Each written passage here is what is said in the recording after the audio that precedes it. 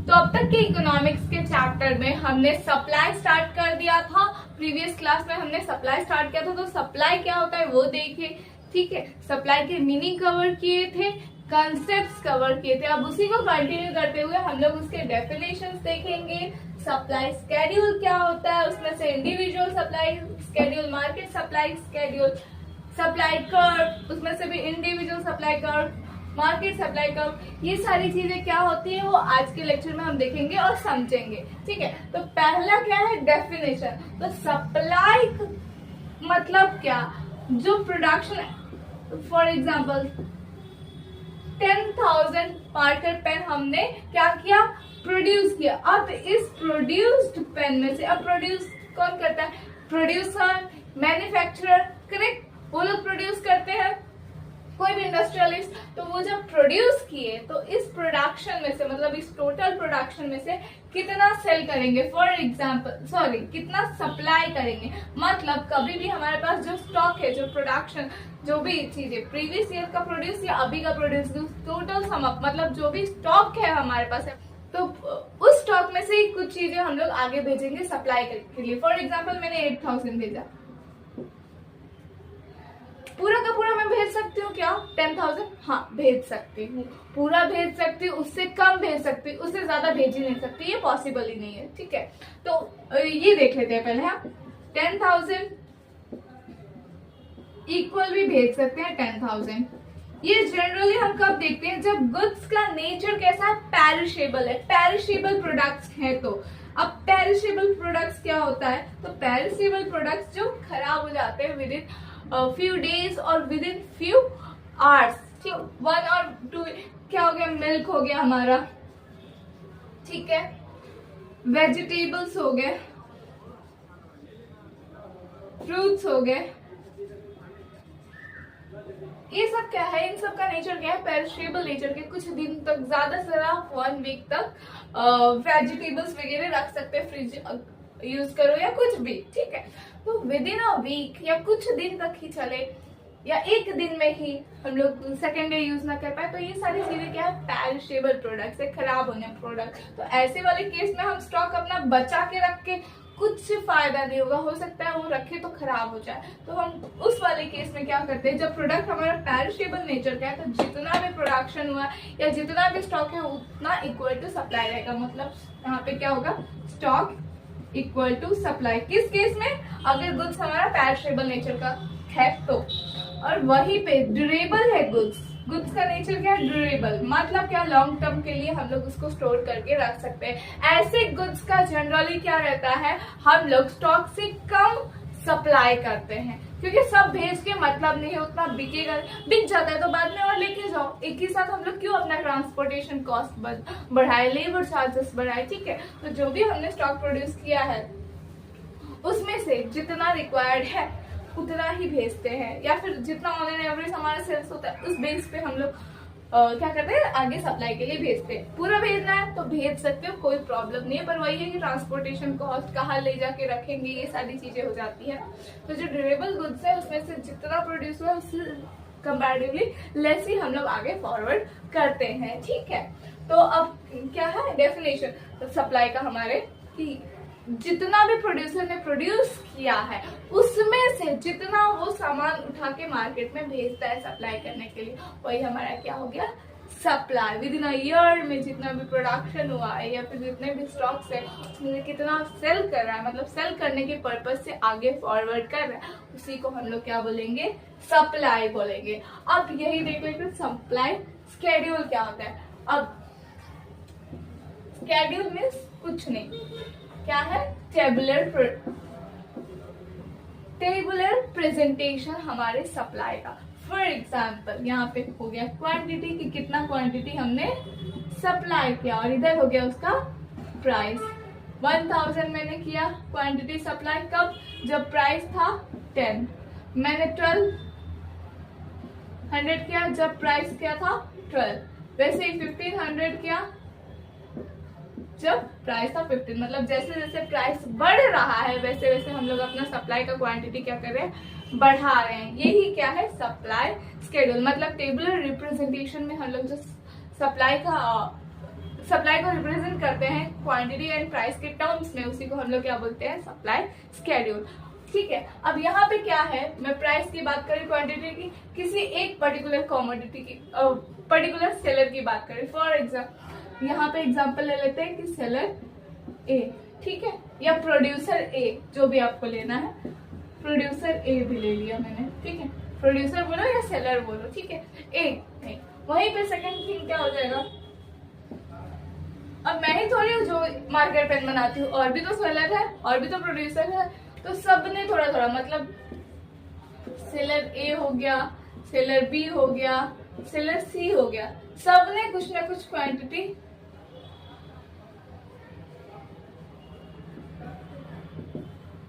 Q1, Q2,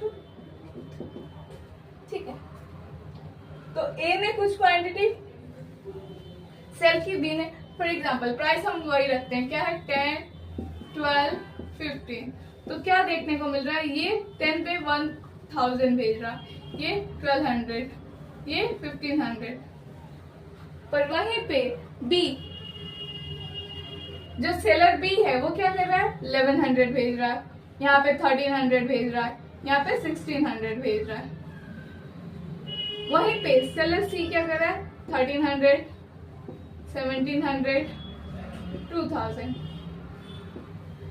इस quantity में supply कर रहा है। तो यहाँ पे क्या है, अलग अलग सप्लायर अलग अलग क्वांटिटी सप्लाई कर रहे हैं सेम रेट पे। अभी सबका ही टोटल हम लोग कर देंगे, टोटल ए बी सी तीनों का प्लस कर देंगे, मतलब इधर क्या है, 1000 प्लस 1100 प्लस 1300, 1 2 3 3400। तो ये हमारा क्या हो गया, मार्केट सप्लाई, मतलब 10 रुपीज के प्राइस पे total market supply marker pen का कितना है, 3400। वैसे ही 12 रुपीज पे कितना है, वैसे ही 15 रुपीज पे कितना है, मतलब जितने भी सेलर या जितने भी प्रोड्यूसर है जो पर्टिकुलर प्राइस पे विद इन अ ईयर, मतलब एक पर्टिकुलर ईयर में एक पर्टिकुलर प्राइस में कितना क्वांटिटी आगे सप्लाई कर रहे हैं, इसी को हम लोग क्या बोलेंगे, मार्केट सप्लाई स्केड्यूल। मतलब क्या है, tabular representation of supply with respect to price. ठीक है, तो ये है हमारा इंडिविजुअल सप्लाई स्केड्यूल। अब इंडिविजुअल मार्केट सप्लाई स्केड्यूल इतना समझ में आया। अब देखते हैं कर्व क्या होता है, सप्लाई कर्व। अब सप्लाई कर्व की बात करती हूँ मैं, तो यहाँ पे क्या है, यहाँ पे दो टाइप्स है, individual supply curve and market supply curve. Individual supply curve, अब कर्व क्या, कुछ नहीं, ग्राफिकल रिप्रेजेंटेशन। टेबुलर रिप्रेजेंटेशन को हम लोग स्केड्यूल बोलते हैं, वहीं पे ग्राफिकल रिप्रेजेंटेशन मतलब ये क्या हो गया हमारा वाई एक्सिस, ये हो गया हमारा एक्स एक्सिस। मतलब एक्सिस ड्रॉ करके ग्राफिकली जो रिप्रेजेंट करते हैं हम लोग, क्या उसी को सप्लाई कर्व बोलते हैं। अब जैसे यहाँ पे ले लिया मैंने, क्या है मेरे प्राइस 10, 12, 15, मतलब ये हमारी लाइन हो गई प्राइस वाली। ठीक है, ये हमारी लाइन हो गई क्वांटिटी सप्लाई वाली। ठीक है, अब प्राइस मैंने क्या रखा है 10 to 15 है ना, चलो ले लेती हूँ 5 का गैप, 5, 10, 15, 20 और यहाँ क्वांटिटी ले लेती हूँ। क्वांटिटी क्या है 1000 to 1500 ना, तो मैं ले लेती हूँ 1000, 1100, 1200, ऐसे करके मैं 1500 तक ले लेती हूँ। 1300, 1400 एंड 1500। ठीक है, ये मेरा y एक्सिस हो गया, ये मेरा x एक्सिस हो गया। y एक्सिस पे क्या है हमारा प्राइस और x एक्सिस पे क्या है हमारा क्वांटिटी सप्लाई। तो जब प्राइस हमारा 10 रुपीज है, 10 रुपीज, तो क्वांटिटी हम कितना सप्लाई कर रहे हैं 1, तो यहाँ कहीं पे आएगा हमारा डॉट 1000। नेक्स्ट 12 है, 12 कैसे इधर कहीं आएगा 10 और 15 के बीच में, तो कितना 1200, मतलब यहाँ कहीं आएगा हमारा डॉट। ठीक है, वहीं पे थर्ड 1500, कब जब 15 रुपीज है, तो 15 रुपीज पे 1500 यहाँ कहीं आएगा, मतलब हमारा कुछ ऐसा देखने को मिलेगा सप्लाई कर्व। मतलब क्या है यहाँ पे, अगर डिमांड कर्व आपको याद होगा तो वो क्या था डाउनवर्ड स्लोपिंग, मतलब ऊपर से नीचे आ रहा था। मतलब जैसे जैसे प्राइस फॉल हो रही थी वैसे वैसे क्वांटिटी ज्यादा डिमांड कर रहे थे, और जैसे जैसे प्राइस राइज हो रही थी वैसे वैसे क्वांटिटी कम डिमांड कर रहे थे। यहाँ पे क्या हो रहा है, ज्यादा प्राइस पे ज्यादा क्वांटिटी, मतलब स्टार्टिंग में ही मैंने बताया था कि इसमें क्या होता है, डायरेक्ट रिलेशन, मतलब प्राइस जैसे जैसे बढ़ेगा वैसे वैसे क्वांटिटी सप्लाई बढ़ेगी। तो यहाँ पे सप्लाई कर्व क्या देखने को मिलता है हमको, अपवर्ड देखने को मिलता है। ठीक है, सप्लाई कर्व क्या है, अपवर्ड जाता है। ठीक है, तो ये था हमारा सप्लाई कर्व। ऐसे ये इंडिविजुअल का हो गया। अब ये मार्केट सप्लाई स्केड्यूल के बेस्ड पे हम लोग बनाएंगे ऐसे ही सप्लाई कर्व, तो वो क्या हो जाएगा हमारा market supply curve. I just hope इतना आप लोगों को समझ में आया है। तो हमने आज के लेक्चर में क्या क्या देखा, डेफिनेशन देख लिया सप्लाई का क्या होता है, सप्लाई स्केड्यूल में इंडिविजुअल और मार्केट सप्लाई देख लिए, वैसे ही सप्लाई कर्व में भी इंडिविजुअल सप्लाई कर्व और मार्केट सप्लाई कर्व हमने खत्म किया। और फर्दर आगे की क्लास में हम लोग कंटिन्यू करेंगे इस चैप्टर को और आगे के कंसेप्ट, इसके डिटर्मिनेंट्स, ठीक है, इसके असम्पशन, एक्सेप्शंस, चेंजेस, वेरिएशंस, बाकी की चीजें आगे के फर्दर लेक्चर्स में हम लोग कंटिन्यू करेंगे और कवर करेंगे। ठीक है, आज ऑलराइट। तो हमने सप्लाई के अब तक के चैप्टर में उसके इंट्रोडक्शन, डेफिनेशंस, कंसेप्ट्स, ये सारी चीजें कवर कर ली थी। अब हम उसी को कंटिन्यू करते हुए डिटर्मिनेंट्स देखेंगे। तो डिटर्मिनेंट्स में मतलब क्या है, फैक्टर्स जो हमारे सप्लाई को अफेक्ट करते हैं। तो कौन कौन से डिटर्मिनेंट्स है, तो हमारे पास 8 टोटल डिटर्मिनेंट्स है। तो उसमें से पहला डिटर्मिनेंट्स क्या है, प्राइस। ये हम स्टार्टिंग में डिमांड में भी देखे थे और प्राइस करते टाइम भी, सप्लाई के टाइम पे भी स्टार्टिंग में हमने देखा था कि प्राइस क्या है जो इफेक्ट करता है हमारे सप्लाई को। तो कैसे, अगर प्राइस हमारा राइज होता है तो हमारा सप्लाई इंक्रीज हो जाता है एंड वाइस वर्सा। तो प्राइस हमारा क्या है, main and one of the important factor है जो हमारे सप्लाई को अफेक्ट करता है। तो प्राइस अगर इंक्रीज होता है किसी भी कमोडिटी का तो सप्लाई क्या हो जाएगा, इंक्रीज। स्टार्टिंग में ही हमने देखा था इसमें डायरेक्ट रिलेशन होता है, करेक्ट। सो अगर प्राइस राइज होता है तो सप्लाई भी ऑटोमेटिकली हमारा राइज हो जाएगा। वहीं पे प्राइस फॉल होता है कमोडिटी का तो सप्लाई क्या हो जाएगा, डिक्रीज हो जाएगा, करेक्ट। तो ये था हमारा पहला फैक्टर जो हमारे सप्लाई को अफेक्ट करता है, जिसकी वजह से हमारी सप्लाई में फ्लक्चुएशंस देखने को मिलती है। सप्लाई या तो बढ़ता है या तो कम होता है। नेक्स्ट क्या है, स्टेट ऑफ टेक्नोलॉजी। कौन सी टेक्नोलॉजी हम यूज कर रहे हैं, अभी की करंट रिसेंट टेक्नोलॉजी यूज कर रहे हैं या पुरानी टेक्नोलॉजी यूज कर रहे हैं। मतलब अगर नॉर्मल भाषा में मशीन ही ले लूं एग्जांपल के तौर पे, तो अगर हम लोग कोई नई लेटेस्ट अपग्रेडेड मशीन्स यूज कर रहे हैं तो प्रोडक्शन ज्यादा होगा एंड कंपैरेटिवली कॉस्ट कम होगा, करेक्ट, जिसकी वजह से सप्लाई हमारा हम लोग इंक्रीज कर सकते हैं। वहीं पे अगर क्या रहेगा, टेक्नोलॉजी हमारा बहुत पुराना है, आउटडेटेड है, तो प्रोडक्शन कम होगा और ज्यादा तो कॉस्ट हो जाएगा उसकी रिपेयरिंग का और बाकी सारी चीजों का, करेक्ट। तो उसकी वजह से क्या है, कम हमारा प्रोडक्शन हो जाएगा जब खर्चा ही ज्यादा हो जा रहा है, ठीक है, और बहुत स्लो प्रोडक्शन हो रहा है तो कम प्रोडक्शन होगा। अब प्रोडक्शन जब कम होगा तो सप्लाई कम, ठीक है। तो वहीं पे टेक्नोलॉजी अगर हमारी अपडेटेड है, ठीक है, तो सप्लाई क्या रहेगा, ज्यादा, क्योंकि प्रोडक्शन ज्यादा होगा। वहीं पे पुरानी टेक्नोलॉजी रहेगी, ठीक है, तो सप्लाई क्या होगा, कम, ठीक है, आउटडेटेड लिख देते हैं, आउटडेटेड रहेगी तो, ठीक है। नेक्स्ट है कॉस्ट ऑफ प्रोडक्शन। अगर प्रोडक्शन मतलब सामान प्रोड्यूस करने का खर्चा बढ़ गया, ये खर्चा कैसे बढ़ सकता है, या तो लेबर कॉस्ट बढ़ गया तो, या ट्रांसपोर्टेशन कॉस्ट बढ़ जाए, या फिर जो प्रोडक्ट है, जो रॉ मटेरियल्स है उसके कॉस्ट बढ़ जाए। तो ये सब की वजह से क्या हो जाता है, हमारे प्रोडक्शन का खर्चा बढ़ जाता है, कॉस्ट ऑफ प्रोडक्शन बहुत हाई हो जाता है। अगर कॉस्ट हमारे प्रोडक्शन का ज्यादा रहा, कॉस्ट ज्यादा रहा तो प्रोडक्शन क्या हो जाएगा, कम ना, प्रोडक्शन हमारा कम हो पाएगा। जब कॉस्ट ज्यादा, खर्चा उसको बनाने का ज्यादा है तो प्रोड्यूस हम कम सामान करेंगे। जब प्रोडक्शन कम होगा तो सप्लाई ऑटोमेटिकली क्या हो जाएगा, कम ना। जब कम चीजें बनी है तो कम ही सप्लाई हो पाएगा ना। तो कॉस्ट अगर ज्यादा हो रहा है, सप्लाई कम, वहीं पे अगर कॉस्ट कम होगा तो हम लोग ज्यादा से ज्यादा प्रोडक्शन कर पाएंगे, उसके वजह से क्या हो पाएगा, ज्यादा से ज्यादा सप्लाई हम कर सकते हैं। नेक्स्ट क्या है, इंफ्रास्ट्रक्चर फैसिलिटी।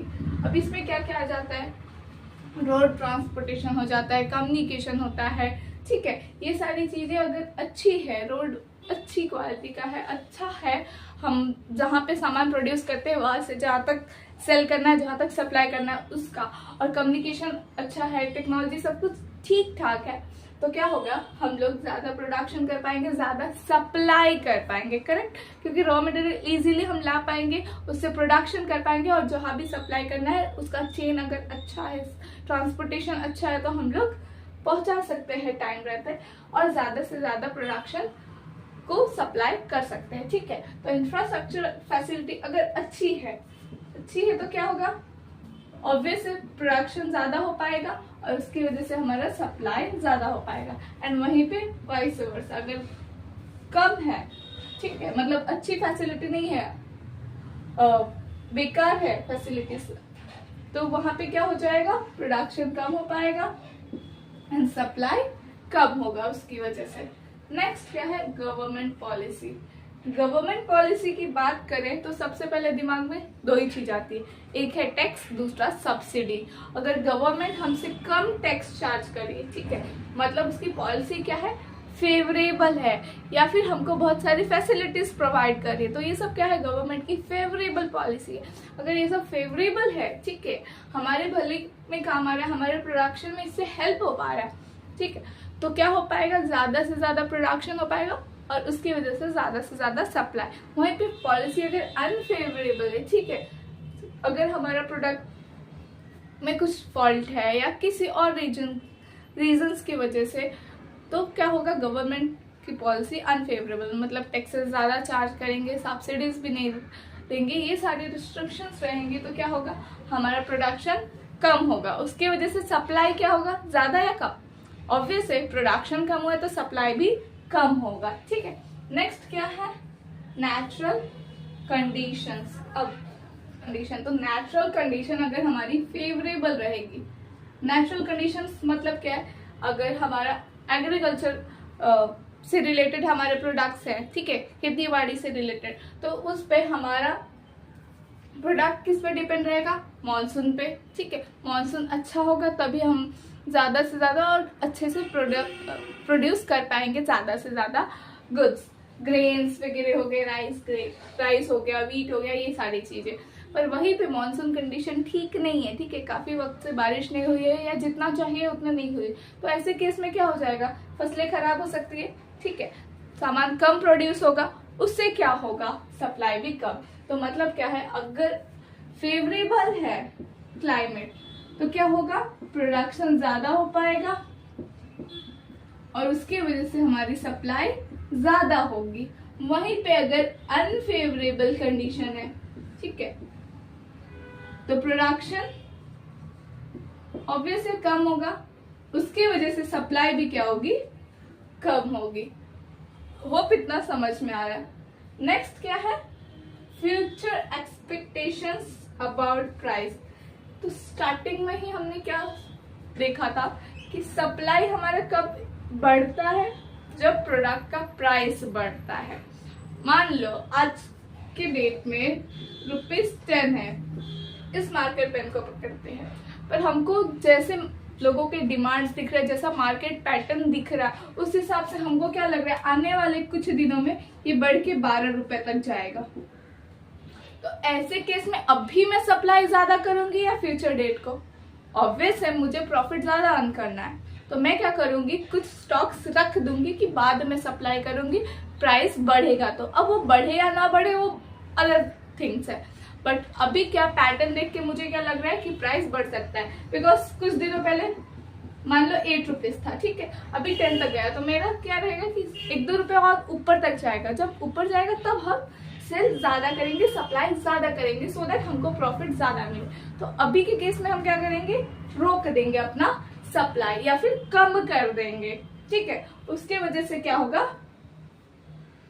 सप्लाई अभी के डेट में हमारा अफेक्ट करेगा, सप्लाई कम हो जाएगा, ठीक है। तो एक्सपेक्टेशन रहेगी फ्यूचर में प्राइस बढ़ेगा, बढ़ने की रहेगी, तो क्या होगा, सप्लाई हम लोग बढ़ाएंगे नहीं, कम करेंगे अभी के डेट में। और वहीं पे अगर लगेगा उल्टा पैटर्न जा रहा है तो हम लोग क्या करेंगे, अरे नहीं फ्यूचर में हमारा प्राइस कम जा सकता है, हमको लॉस हो सकता है, तो अभी के केस में क्या कर देंगे, हम लोग सप्लाई बढ़ा देंगे। तो फ्यूचर एक्सपेक्टेशन, फ्यूचर में प्राइस कम होगा या ज्यादा, उस डर से भी हमारी सप्लाई पे आज के डेट में अफेक्ट पड़ता है। ठीक है, बाकी के क्या है, अदर फैक्टर्स। अब अदर फैक्टर्स में क्या आ जाएंगे, क्लाइमेट आ सकता है, सब्स्टिट्यूट प्रोडक्ट हो सकते हैं, कॉम्प्लीमेंट्री प्रोडक्ट, ये सब के प्राइस के कम ज्यादा होने की वजह से भी सप्लाई पे अफेक्ट पड़ता है। ठीक है, तो ये सारे हमारे 8 फैक्टर्स थे, किसके, सप्लाई के, मतलब डिटरमिनेंट्स जो कि हमारे सप्लाई को अफेक्ट करे, जिसकी वजह से हमारा सप्लाई या तो बढ़ सकता है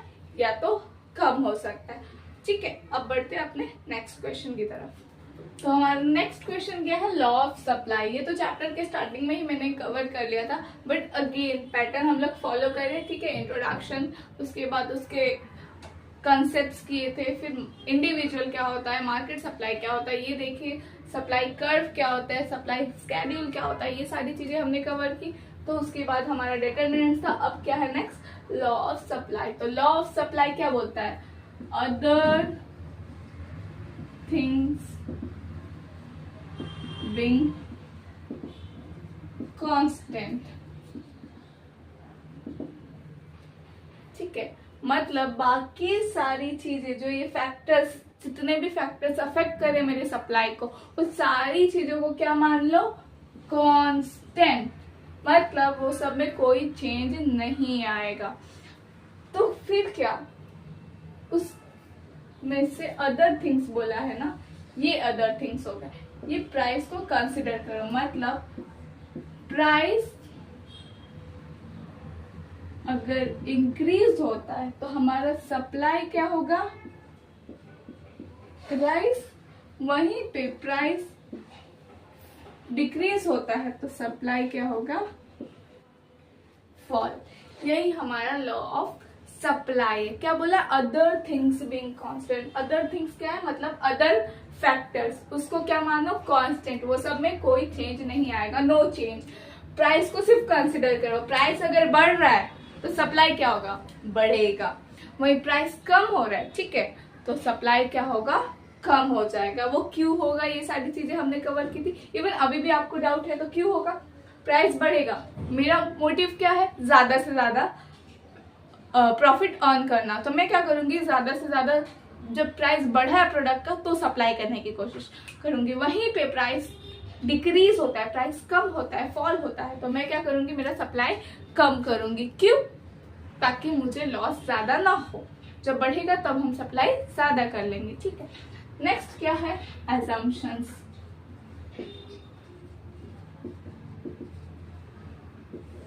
अब ये assumptions क्या है, तो जब मैं अदर थिंग्स बीइंग कांस्टेंट बोल रही हूँ, मतलब ये चीज कांस्टेंट एक्चुअल में रहेगा क्या, नहीं, एक्चुअल में ये चीजें अफेक्ट करेंगी हमारे सप्लाई को, बट मैं क्या मान ले रही हूँ, कांस्टेंट, मतलब इस चीज को मैं क्या कर रही हूँ, एज्यूम कर रही हूँ ना, ये मेरा एजम्पशन है कि बाकी सारी चीजों को मैं कांस्टेंट मान ले रही हूँ, सिर्फ और सिर्फ प्राइस को कंसिडर कर रही हूँ। प्राइस बढ़ा तो सप्लाई बढ़ा, प्राइस कम हुआ तो सप्लाई कम हुआ। तो अदर थिंग्स में कौन कौन सी थिंग्स हो गई, स्टेट ऑफ टेक्नोलॉजी, तो इसको हम लोग नो चेंज बोलेंगे। कॉस्ट ऑफ प्रोडक्शन, इसमें भी कोई चेंज नहीं आ रहा है, मतलब ये सारी चीजों को हम एक एक करके एज्यूम करें कि ये सब कांस्टेंट है, ये सब में नो चेंज है। Infrastructure facility constant, government policy constant, natural condition constant, मतलब ये सब में कोई चेंज नहीं आ रहा है। यही क्या है, हमारा एक एक करके एजम्पशंस है कि जो अदर फैक्टर्स है ना, कितने फैक्टर्स बच रहे हैं, 7 फैक्टर्स, 3, 6, 7। ठीक है, तो ये 7 फैक्टर्स को हम लोग क्या कांस्टेंट एज्यूम कर ले रहे हैं। होप ये समझ में आ रहा होगा। तो एजम्पशंस में हमारा पहला वाला क्या है, कांस्टेंट कॉस्ट ऑफ प्रोडक्शन। जो हमारा कॉस्ट ऑफ प्रोडक्शन है वो क्या रहेगा, कांस्टेंट, उसमें कोई चेंज नहीं आएगा। जितना खर्चा लगता था आज से कुछ साल पहले, कुछ महीने पहले प्रोडक्शन के, आज भी उतना ही लग रहा है। नेक्स्ट क्या है, टेक्निक्स ऑफ प्रोडक्शन। जो टेक्निक हम लोग फॉलो कर रहे थे काफी सालों से, वही टेक्निक आज भी फॉलो कर रहे हैं, वही टेक्नोलॉजी आज भी फॉलो कर रहे हैं। नेक्स्ट क्या है, वेदर कंडीशन में कोई चेंज नहीं। एक्चुअल में ये पॉसिबल है क्या, नहीं, लेकिन हम लोग क्या कर रहे हैं, एज्यूम कर रहे हैं कि जो वेदर कंडीशन हमेशा रहता है, ठीक है, जितना हमको चाहिए बारिश उतना ही बारिश हो रहा है, जितना धूप चाहिए उतना ही हो रहा है, हमारा प्रोडक्शन राइस ग्रेन हो गया या वीट ये सब अच्छे से प्रोड्यूस हो पा रहा है, मानसून जितना चाहिए उतना हो रहा है, ठीक है। गवर्नमेंट पॉलिसी में कोई चेंज नहीं आ रहा है, जबकि एक्चुअल में हर कुछ महीने पे गवर्नमेंट पॉलिसी में कुछ ना कुछ चेंजेस आते रहते हैं, नई नई स्कीम्स इंट्रोड्यूस होते रहते हैं। बट क्या है, हमारे स्टेटमेंट को ट्रू बताने के लिए, प्रूफ करने के लिए हम लोग ने ये सारी चीज़ें एजम्पशन में ली है। जैसे बचपन में स्कूल टाइम पे मैथ्स में एज्यूम करते थे ना एक्स की वैल्यू ये वो, let the price be 100, let the price be 1, वैसे ही कुछ इकोनॉमिक्स में अपने लॉ को प्रूव करने के लिए ये सारी चीजें हमने क्या की है, एज्यूम की है, ठीक है। तो पहला क्या है, cost of production constant. Next techniques of production, वो भी कांस्टेंट है। वेदर कंडीशन, उसमें भी चेंज नहीं है। गवर्नमेंट पॉलिसी, उसमें भी चेंज नहीं। ट्रांसपोर्ट कॉस्ट, मतलब यहाँ से मैं दिल्ली जाके सप्लाई करूँ, दिल्ली अपना सामान, या गुजरात, दोनों जगह पे क्या रहेगा, मेरा ट्रांसपोर्टेशन कॉस्ट सेम रहेगा। ऐसा क्या कर रही हूँ मैं, एज्यूम कर रही हूँ। नेक्स्ट क्या है, price of other goods. Other factors में जो देखे थे ना, सप्लीमेंट्री गुड्स होता है, कॉम्प्लीमेंट्री गुड्स होता है, ठीक है, सॉरी सब्स्टिट्यूट गुड्स होता है, कॉम्प्लीमेंट्री गुड्स होता है, ये सब का प्राइस भी क्या रहेगा, सेम रहेगा। जितने में मैं बेच रही हूँ उतने में मेरा राइवल फर्म भी ये प्रोडक्ट बेच रहा है। नेक्स्ट क्या है, नो फ्यूचर एक्सपेक्टेशन। ऐसा तो होता नहीं, डर तो रहता है कि फ्यूचर में बढ़ेगा या कम होगा पैटर्न देख के, बट यहाँ पे क्या है, हम लोग नहीं ऐसा कुछ फॉलो कर रहे हैं। हम लोग को कुछ फ्यूचर एक्सपेक्टेशन नहीं, जो आज का रेट है उसी रेट पे हमारा पूरा ध्यान है कि आज प्राइस बढ़ा हुआ है तो चलो सप्लाई ज्यादा करो, आज कम है तो कम सप्लाई करो, ठीक है। हम फ्यूचर का नहीं सोच रहे, ना पास्ट का सोच रहे, ठीक है। तो ये क्या थे हमारे 3 क्वेश्चन। पहला डिटर्मिनेंट्स, जिसको हम लोग फैक्टर्स भी बोलते हैं, जो हमारे डिमांड को अफेक्ट करता है। नेक्स्ट क्या है, लॉ ऑफ सप्लाई, एंड उसी लॉ को प्रूव करने के लिए हम लोग ने कुछ चीजें एज्यूम की है, वो एजम्पशंस, ठीक है। ओके, तो यहीं पे आज का हम स्टॉप करते हैं लेक्चर। इसके आगे का नेक्स्ट लेक्चर में हम लोग कंटिन्यू करेंगे, ठीक है। आज के लिए बस इतना है।